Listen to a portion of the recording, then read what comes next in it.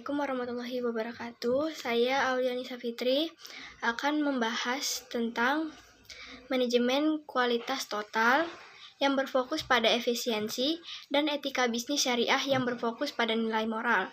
Tujuannya adalah menciptakan paradigma halalan, thayyiban yang tidak hanya menghasilkan produk berkualitas tetapi juga berkah. Selanjutnya yaitu ada evolusi manajemen kualitas.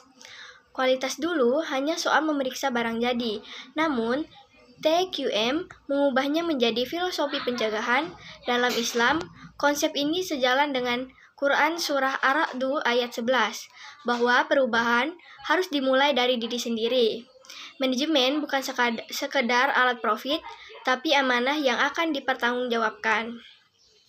Selanjutnya ada 8 dimensi kualitas David Garvin. David Garvin merumuskan 8 dimensi ini dalam konteks manufaktur. Kita tidak bisa hanya fokus pada kinerja. Misalnya, sebuah mesin bisa kuat, yaitu daya tahannya, tapi jika proses produksinya tidak halal, maka secara etika bisnis syariah, kualitasnya belum sempurna. Selanjutnya yaitu ada paradigma halalan thayyiban. Halalan thayyiban sering disalahartikan hanya soal makanan. Padahal, ini standar industri halal yang menjamin keabsahan materi, yaitu thayyib, menjamin kualitas, keamanan, dan dampak lingkungan. Produk yang merusak lingkungan atau kesehatan fisik atau mental tidak memenuhi kriteria thayyib.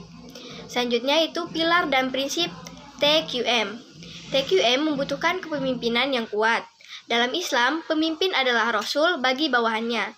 Prinsip, yaitu respek terhadap setiap orang, dalam TQM sangat selaras dengan prinsip ihsan. Dalam Islam, yaitu beribadah kepada Allah seakan-akan melihatnya, termasuk dalam melayani pelanggan. Selanjutnya yaitu sistem jaminan halal atau SJH. Bagaimana mengintegrasikannya? Kita gunakan siklus PDCA. Saat plan, kita tetapkan kebijakan halal. Saat do, kita pastikan karyawan berwudu dan menjaga kebersihan. Saat cek, kita audit. Ini membuktikan bahwa sertifikasi halal bukan sekadar stiker, tapi sistem manajemen yang hidup. Selanjutnya yaitu Islamic Manufacturing Practice atau IMP. IMP adalah langkah lebih tinggi dari GMP, yaitu Good Manufacturing Practice. Di sini, proses manufaktur dianggap sebagai ibadah, mulai dari membaca basmalah, menjaga aurat, hingga memisahkan interaksi pria, wanita di area produksi untuk menjaga kesucian lingkungan kerja. Selanjutnya yaitu analisis kasus implementasi. Kita lihat implementasinya. BSI menunjukkan bahwa TQM syariah meningkatkan kinerja finansial melalui kepercayaan.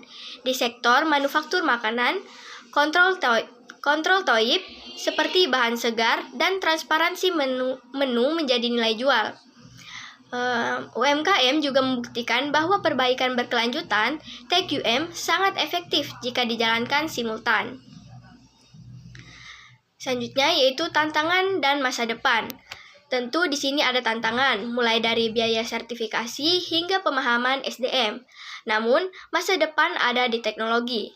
Blockchain bisa melacak asal bahan baku dari hulu ke hilir secara transparan, sehingga konsumen global bisa mempercayai label halal dan thayyiban dari Indonesia.